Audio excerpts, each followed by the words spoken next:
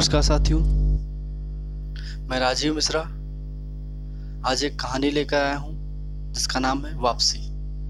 उषा प्रेमवदा जी की ये कहानी नई कहानी कथा आंदोलन का में महत्वपूर्ण स्थान रखती है। वापसी उषा प्रेमवदा की बहुचर्चित कहानी है। यह कहानी उस प्रेमवदा की एक सफल कथा लेखिका के रूप में ख्याति का स्थायी आधार मानी जा सकती है। नई कहानी में मध्यम वर्गीय जीवन में उत्पन्न नई स्थितियों की अभिव्यक्ति हुई है। वापसी कहानी भी नई जीवन स्थितियों एवं नए भावबोधों की कहानी है। तो चलिए शुरू करते हैं वापसी कहानी का पाठ।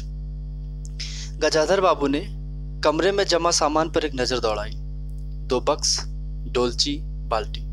ये डिब्बा कैसा है गणेशी? उन्होंने पूछा। गणेशी बिस्तर बांधता हुआ कुछ गर्व, कुछ दुख, कुछ लज्जा से बोला, घरवाली ने साथ में कुछ बेसन के लड्डू रख दिए हैं। कहा बाबूजी को पसंद थे।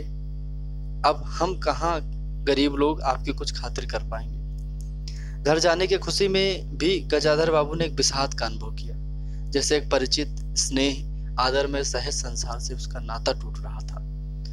कभी कभी हम लोगों की भी खबर लेते रहिएगा, गणेशी बिस्तर में रस्सी बांधता हुआ बोला। कभी कुछ जरूरत हो तो लिखना गणेशी, इस अगहन तक बिटिया की शादी कर दो। गणेशी ने अंगोछे के छोर से आंखें पूछी। अब आप लोग सहारा न देंगे तो कौन देगा? आप यहाँ रहते तो शादी में कुछ हौसला रहता। गजाधर बाबू चलने को तैयार बैठे थे। रेलवे का क्वार्टर का वह कमरा जिसमें उन्होंने कितने वर्ष बिताए थे, उनका सामान हट जाने से कुरूप और नग्न लग रहा था। आंगन में रोपे पौधे भी जान पहचान के लोग ले गए थे और जगह जगह मिट्टी बिखरी हुई थी। पर पत्नी बाल बच्चों के साथ रहने की कल्पना में यह बिछोह एक दुर्बल लहर की तरह उठकर विलीन हो गया। गजाधर बाबू खुश थे।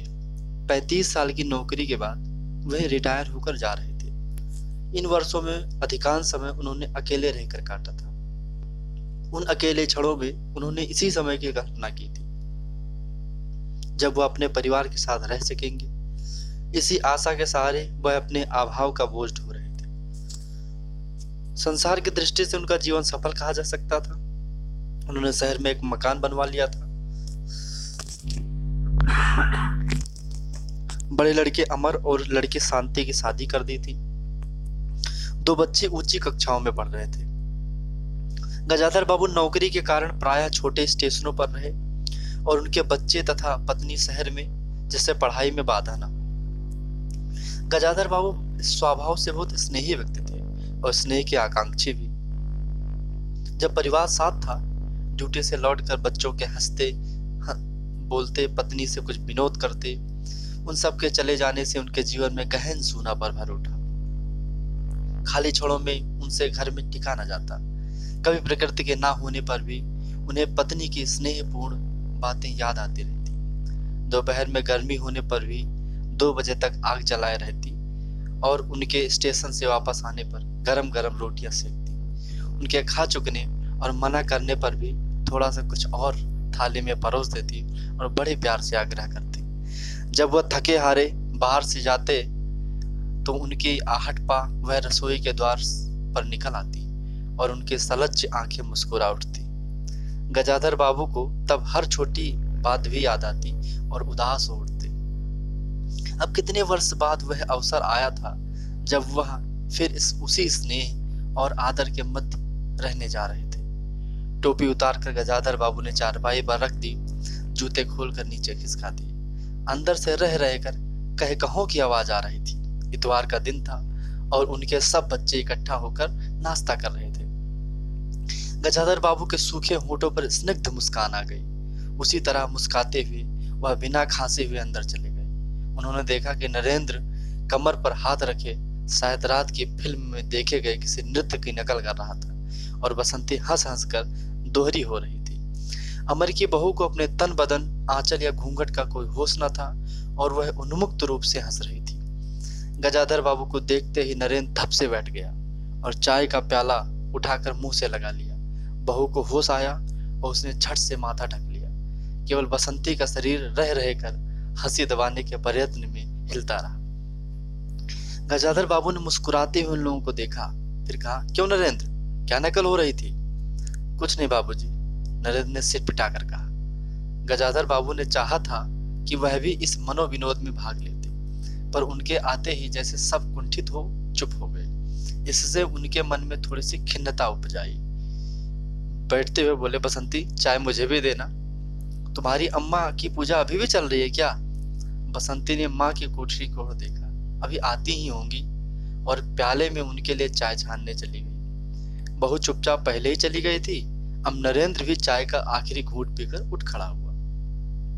केवल बसंती पिता के लिहाज में चौके में बैठी माँ की राह देखने लगी। गजाधर बाबू ने एक घूंट चाय पी और फिर कहा, बेटी चाय तो फीकी है, लाइए चीनी और डाल दूं। बसंती बोली, रहने दो, तुम्हारी अम्मा जब आएंगी तभी पी लूंगा। थोड़ी देर में उनकी पत्नी हाथ में अर्घ का लोटा लिए निकली और स्तुति करते हुए तुलसी में जल डाल दिया। उन्हें देखते ही बसंती भी उठ गई। पत्नी ने आकर गजाधर बाबू को देखा और कहा, अरे आप अकेले बैठे हैं, ये सब कहाँ गए? गजाधर बाबू के मन में फांस सी कसक उठी। अपने अपने काम में लग गए हैं, आखिर बच्चे ही हैं। पत्नी आकर चौके में बैठ गई। उन्होंने नाक भाव चढ़ाकर चारों ओर जूठे बर्तनों को देखा, फिर कहा, सारे जूठे बर्तन पड़े हैं, इस घर में धर्म कर्म कुछ नहीं, पूजा करके सीधे चौके में घुसो। फिर उन्होंने नौकर को पुकारा। जब उत्तर ना मिला तो एक बार और उच्च स्वर में पुकारा। फिर पति की ओर देखकर बोली, बहू ने भेजा होगा बाजार। और एक लंबी सांस लेकर चुप हो रही। गजाधर बाबू बैठकर चाय और नाश्ते का इंतजार करते रहे। उन्हें अचानक ही गणेशी की याद आ गई। रोज सुबह पैसेंजर आने से पहले वह गरम गरम पूरियां और जलेबियां और चाय लाकर रख देता था। चाय भी कितनी बढ़िया, कांच के गिलास में ऊपर तक भरी लबालब, पूरे 2.5 चम्मच चीनी और गाढ़ी मलाई। पैसेंजर भले ही रानीपुर लेट पहुंचे, गणेशी ने चाय पहुंचाने में कभी देर नहीं की। क्या मजाल कि कभी उससे कुछ कहना पड़े। पत्नी का शिकायत भरा स्वर सुन उनके चेहरे में व्याघात पहुंचा। वह कह रही थी, सारा दिन इसी खिच में निकल जाता है, इस गृहस्थी का धंधा पीटते पीटते उम्र बीत गई, कोई जरा हाथ भी नहीं बटाता। बहू क्या करती है? गजाधर बाबू ने पूछा। पड़ी रहती है, बसंती को तो कहेंगे कि कॉलेज जाना होता है। गजाधर बाबू ने जोश में आकर बसंती को आवाज दी। बसंती भाभी के कमरे से निकली तो गजाधर बाबू ने कहा, बसंती आज से शाम का खाना बनाने की जिम्मेदारी तुम पर है, सुबह का भोजन तुम्हारी भाभी बनाएगी। बसंती मुंह लटकाकर बोली, बाबूजी पढ़ना भी तो होता है। गजाधर बाबू ने प्यार से समझाया, तुम सुबह पढ़ लिया करो, तुम्हारी माँ बूढ़ी है, अब वो शक्ति नहीं बची है, तुम हो, तुम्हारी भाभी हैं, दोनों मिलकर काम में हाथ बटाना चाहिए। बसंती चुप रह गई। उसके जाने के बाद उसकी माँ ने धीरे से कहा, पढ़ने का तो बहाना है, कभी जी ही नहीं लगता, लगे कैसे, शीला से ही फुर्सत नहीं, बड़े बड़े लड़के हैं उस घर में, हर वक्त घुसा रहना मुझे सुहाता नहीं, मना करो तो सुनते ही नहीं है। घर में गजाधर बाबू के रहने के लिए कोई स्थान न बचा था। जैसे किसी मेहमान के लिए कुछ अस्थायी प्रबंध कर दिया जाता है, उसी प्रकार बैठक में कुर्सियों को दीवार से सटाकर बीच में गजाधर बाबू के लिए पतली सी चारपाई डाल दी गई। गजाधर बाबू उस कमरे में पड़े पड़े कभी कभी अनायास ही इस अस्थायित्व का अनुभव करने लगते। उन्हें याद आती उन रेलगाड़ियों की जो आती और थोड़ी देर रुक कर किसी और लक्ष्य की ओर चली जाती। घर छोटा होने के कारण बैठक में ही अब वह प्रबंध किया गया था। उनकी पत्नी के पास अंदर एक छोटा सा कमरा अवश्य था, पर वह एक और अचार के मर्तबान, दाल चावल के कनस्तर और घी के डिब्बों से भरा था। दूसरी ओर पुरानी रजाइयां दरियों में लिपटी और रस्सियों से बंधी रखी थी। उनके पास एक बड़े से टीन के बक्स में घर भर के गर्म कपड़े थे। बीच में एक अलगनी बंधी हुई थी जिस पर प्रायः बसंती के कपड़े लापरवाही से पड़े रहते थे। वह अक्सर उस कमरे में नहीं जाते थे। घर का दूसरा कमरा अमर और उसकी बहू के पास था। तीसरा कमरा जो सामने की ओर था बैठक था। गजाधर बाबू के आने से पहले उसमें अमर के ससुराल से आया बेंत का 3 कुर्सियों का सेट पड़ा था। कुर्सियों पर नीली गद्दियां और बहू के हाथों के कढ़े कुशन थे। जब कभी उनकी पत्नी को कोई लंबी शिकायत करनी होती तो अपनी चटाई बैठक में डाल पड़ जाते थे। वह एक दिन चटाई लेकर आ गई तो गजाधर बाबू ने घर गृहस्थी की बातें छेड़ी। वह घर का रवैया देख रहे थे। बहुत हल्के से उन्होंने कहा, अब हाथ में पैसा कम रहेगा, कुछ खर्च कम करना चाहिए। सब खर्च तो वाजिब है, ना मन का पहना ना ओढ़ा। गजाधर बाबू ने आहत विस्मित दृष्टि से पत्नी को देखा। उनसे अपनी हैसियत छिपी ना थी। उनकी पत्नी तंगी का अनुभव कर उसका उल्लेख करती। यह स्वाभाविक था, लेकिन उनमें सहानुभूति का पूर्ण अभाव गजाधर बाबू को बहुत खटका। उन्हें दिन रात यह बात की जाती कि प्रबंध कैसे हो, तो उन्हें चिंता कम संतोष अधिक होता, लेकिन उनसे तो केवल शिकायत की जाती थी और जैसे परिवार की सब परेशानियों के लिए केवल वही जिम्मेदार थे। तुम्हें किस बात की कमी है अमर की माँ? घर में बहू है, लड़के बच्चे हैं, सिर्फ रुपए से ही आदमी अमीर नहीं होता, गजाधर बाबू ने कहा और कहने के साथ ही अनुभव किया। यह उनकी आंतरिक अभिव्यक्ति थी, ऐसी कि उनकी पत्नी नहीं समझ सकती। हाँ, बड़ा सुख है ना बहू से, आज रसोई करने गई है, देखो क्या होता है, कहकर पत्नी ने आंखें मूंद दी और सो गई। गजाधर बाबू बैठे हुए पत्नी को देखते रह गए। यह थी क्या उनकी पत्नी, जिसके हाथों के कोमल स्पर्श, जिसकी मुस्कान की याद में उन्होंने संपूर्ण जीवन काट दिया। उन्हें लगा कि वह लावण्यमयी युवती जीवन की राह में कहीं खो गई और उसकी जगह आज जो स्त्री है वह उनके मन और प्राणों के लिए नितांत अपरिचिता है। गाढ़ी नींद में डूबी उनकी पत्नी का भारी शरीर बहुत बेडौल और कुरूप लग रहा था, श्रीहीन और रूखा था। गजाधर बाबू बहुत देर तक निस्वंग दृष्टि से पत्नी को देखते रहे और फिर लेटकर छत की ओर ताकने लगे। अंदर कुछ गिरा और उनकी पत्नी हड़बड़ा कर उठ बैठी। ले, बिल्ली ने कुछ गिरा दिया शायद, और कहकर अंदर भागी। थोड़ी देर में लौट कर आई तो उनका मुंह फूला हुआ था। देखा बहू को, चौका खुला छोड़ आई, बिल्ली ने दाल की पतीली गिरा दी, सभी खाने को है, अब क्या खिलाऊंगी। वह सांस रोने को रुकी और बोली, एक तरकारी और 4 पराठे बनाने में सारा डिब्बा घी का उड़ेल दिया। जरा सा दर्द नहीं है, कमाने वाला हार तोड़े और यहाँ चीजें लुटे। मुझे तो मालूम था कि यह सब काम किसी के बस का नहीं है। गजाधर बाबू को लगा कि पत्नी कुछ और बोलेंगी तो उनके कान झंझना उठेंगे। होंठ भींच करवट लेकर उन्होंने पत्नी की ओर पीठ कर ली। रात का भोजन बसंती ने जानबूझकर ऐसा बनाया ताकि कौर तक निगला ना जा सके।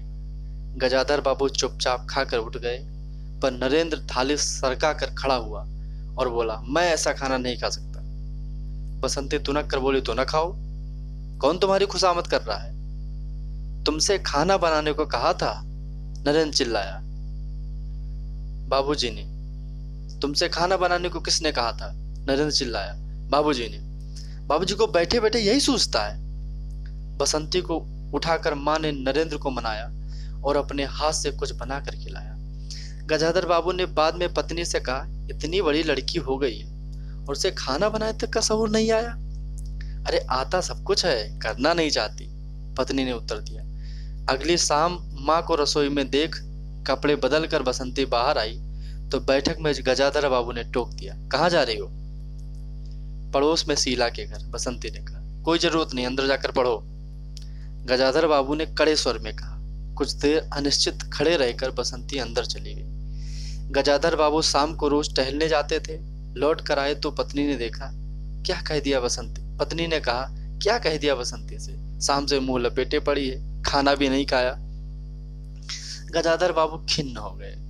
पत्नी की बात का उन्होंने उतना उत्तर नहीं दिया। उन्होंने मन में निश्चय कर लिया कि बसंती की शादी जल्दी ही कर देनी है। उस दिन के बाद बसंती पिता से बची बची रहने लगी। जाना हो तो पिछवाड़े से जाती। गजाधर बाबू ने 2-1 बार पत्नी से पूछा तो उत्तर मिला, रूठी हुई है। गजाधर बाबू को और रोष हुआ।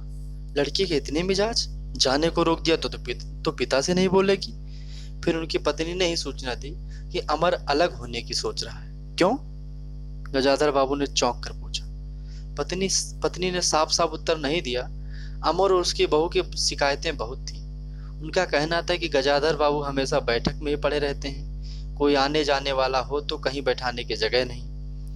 अमर को अब भी वह छोटा सा समझते हैं और बेमौके टोक देते हैं। बहू को काम करना पड़ता था और सास जब तक फूहड़पन पर ताने देती रहती। हमारे आने के पहले भी ऐसी बातें हुई थी क्या? गजाधर बाबू ने पूछा। पत्नी ने सिर हिलाकर जताया, नहीं, पहले अमर घर का मालिक रहता था, बहू को कोई रोक टोक ना थी। अमर के दोस्तों का प्राय यही अड्डा जमा रहता था और अंदर से चाय नाश्ता तैयार होकर आता जाता था। बसंती को भी वही अच्छा लगता था। गजाधर बाबू ने बहुत धीरे से कहा, अमर से कहो जल्दबाजी की कोई जरूरत नहीं है। अगले दिन सुबह घूम कर लौटे तो उन्होंने पाया कि बैठक में उनकी चारपाई नहीं है। अंदर आकर पूछने ही वाले थे कि उनकी दृष्टि रसोई के अंदर बैठी पत्नी पर पड़ी। उन्होंने यह कहने को मुंह खोला कि बहू कहाँ है, पर कुछ याद कर चुप हो गए। पत्नी की कोठरी में झांका तो अचार, रजाइयों और कनस्तरों के मध्य अपनी चारपाई लगी पाई। गजाधर बाबू ने कोट उतारा और कहीं टांगने के लिए दीवार पर नजर दौड़ाई, फिर उस पर मोड़ कर अलगनी के कुछ कपड़े खिसकाकर एक किनारे टांग दिया। कुछ खाए पिए बिना ही अपनी चारपाई पर लेट गए। कुछ भी हो, तन आखिरकार बूढ़ा ही था। सुबह शाम कुछ दूर टहलने अवश्य चले जाते, पर आते आते थक उठते थे। गजाधर अब अपना बड़ा सा खुला हुआ क्वार्टर याद आया। निश्चित जीवन। सुबह पैसेंजर ट्रेन आने पर स्टेशन पर की चहल पहल, चिर परिचित चेहरे और पटरी पर रेल की पहियों की खटखट जो उनके लिए मधुर संगीत की तरह था। तूफान और डाक गाड़ी के इंजनों की चिंगाड़ उनकी अकेली रातों की साथी थी। सेठ रामजी मल की मिल के कुछ लोग कभी कभी पास आ बैठते थे। वह उनका दायरा था, वही उनके साथी थे। वह जीवन अब उन्हें खोई विधि सा प्रतीत हुआ। उन्हें लगा कि वह जिंदगी द्वारा ठगे गए हैं। उन्होंने जो कुछ चाहा उन्हें एक बूंद भी नहीं मिला। धन्यवाद दोस्तों। इस कहानी का अगला हिस्सा अगले एपिसोड में लाते हैं। तब तक के लिए धन्यवाद। कृपया अगर आपको अच्छा लगे तो इस चैनल को लाइक, सब्सक्राइब, इस वीडियो को शेयर जरूर करें।